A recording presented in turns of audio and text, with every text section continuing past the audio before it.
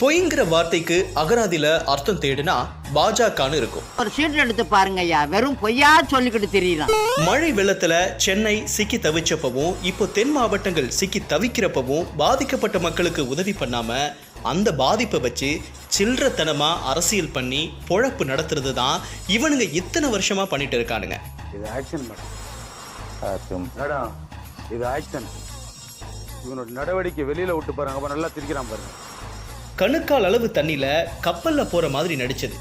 வீட்டு வாசல்ல பாதம் கூட நனையாத அளவுக்கு இருந்த தண்ணிய போட்டோ எடுத்து வெள்ளம்னு போஸ்ட் போட்டது.